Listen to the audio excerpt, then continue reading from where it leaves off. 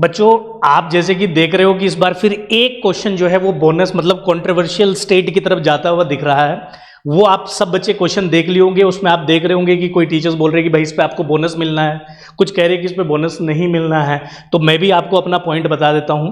मैं भी आपके सामने बेटा एक एनालिसिस लेके आया हूं जिसमें एनसीईआरटी के अंदर क्या स्टेटमेंट मेंशन है, और अगर आप एक स्टैंडर्ड बुक को फॉलो करते हो like BM Sharma of Cengage publication, तो उसके अंदर क्या आपके पास स्टेटमेंट है। और भी बहुत सारी बुक है जो बीएम शर्मा के अंदर स्टेटमेंट है वो अदर बुक्स के अंदर भी लिखी हुई है, और वो थोड़ा सा एक क्लैरिटी, लॉजिकल क्लैरिटी भी देती है। पर अगर मान लीजिए एनसीईआरटी के हिसाब से मैं चलूं तो जो क्वेश्चन के अंदर स्टेटमेंट दी गई है एज पर ऑफ एनसीईआरटी वो सही है।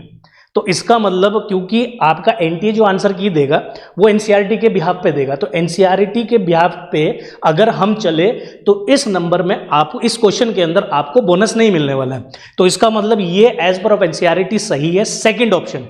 ये क्वेश्चन आप सब बच्चों ने देख लिया होगा, तो ये जो इसका सेकंड ऑप्शन है, ये जो इसका सेकंड ऑप्शन है ये सही है। अब जैसे कि आप अच्छे से स्टेटमेंट पढ़ो और स्टेटमेंट को हम एनसीईआरटी में देखते हैं कि कहां लिखा है, और फिर डिड्यूस करने की कोशिश करते हैं कि यार वो जो एनसीईआरटी में स्टेटमेंट लिखी है वो कितनी लॉजिकली साउंड कर रही है या नहीं कर रही है, और कंपेयर करते हैं। ठीक है, तो आपको क्लैरिटी आएगी बेटा। तो देखो मेरे भाई मैं सामने आपको स्टेटमेंट पढ़ के बताता हूं, आप खुद भी पढ़ेंगे। इन a concave lens a ray of light emanating from the object parallel to principal axis of the lens after refraction, तो रिफ्रैक्शन के बाद appears to diverge from the first principal focus. तो वो अपीयर होगा कि भाई वो डाइवर्ज कहां से हो रहा है, फर्स्ट प्रिंसिपल फोकस से हो रहा है। अब एनसीईआरटी के अंदर इसी चीज को देखते बेटा जी, एनसीईआरटी के अंदर यही स्टेटमेंट लिखी है।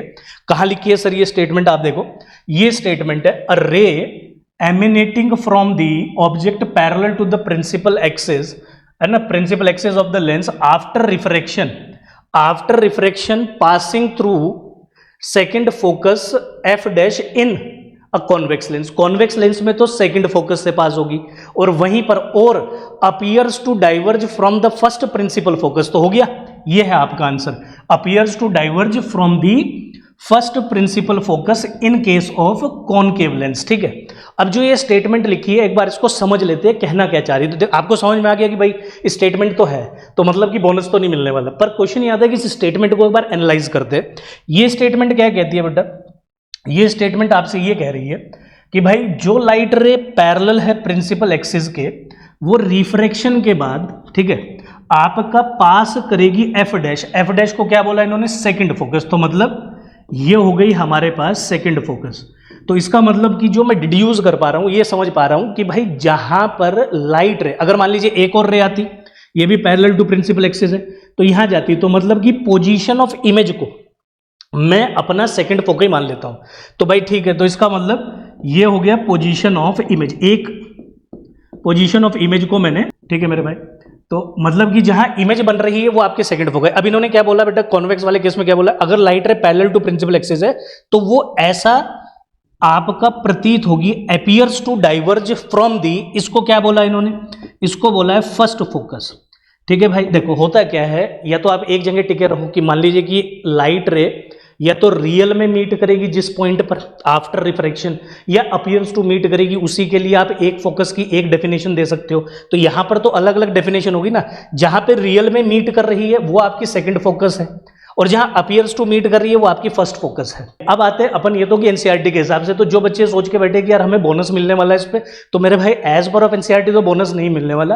अब इसको देखते हैं बीएम शर्मा ये जो स्टैंडर्ड बुक है वो उसको कैसे लिखती है ना। उन्होंने स्टेटमेंट बहुत क्लियर दी हुई है और एक ही चीज पर वो टिके हुए हैं। क्या स्टेटमेंट है सर उनकी, देखो भाई ये है आपके पास बीएम शर्मा के अंदर लिखी हुई स्टेटमेंट। उन्होंने लिखा है फर्स्ट प्रिंसिपल फोकस ऑब्जेक्ट, ये रियल ऑब्जेक्ट है, ठीक है, और ये आपके पास वर्चुअल ऑब्जेक्ट है।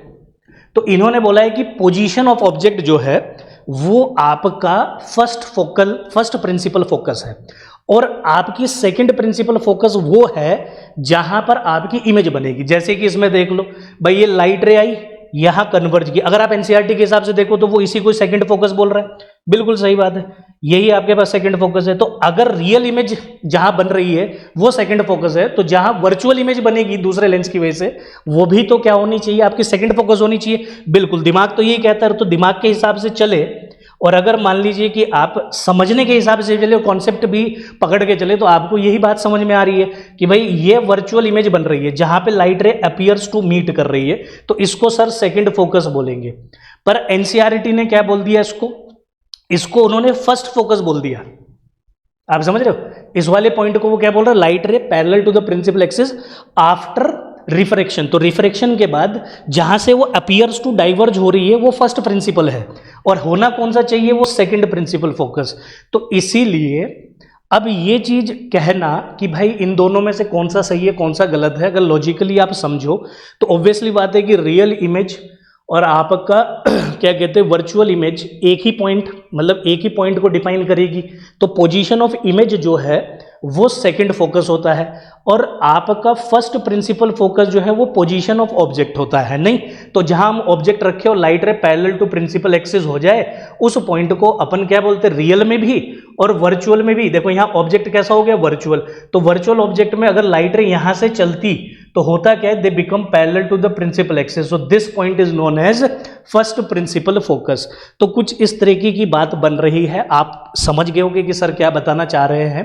तो अगर एनसीईआरटी के हिसाब से आप चलते हो बेटा, क्योंकि एनसीईआरटी के अंदर स्टेटमेंट मेंशन है तो आपको बोनस नहीं मिलेगा, पर अगर आप लॉजिकली चलते हो तो भाई आपको बोनस मिलना चाहिए। तो लेट्स सी कि अब एनटीए की आंसर की और उनके जवाब आने तक के लिए बेटा वेट करते हैं, और आप अपने नंबर इसी तरीके से बेटा कैलकुलेट करते रहिए। Thank you, will see you in the next video, bye bye.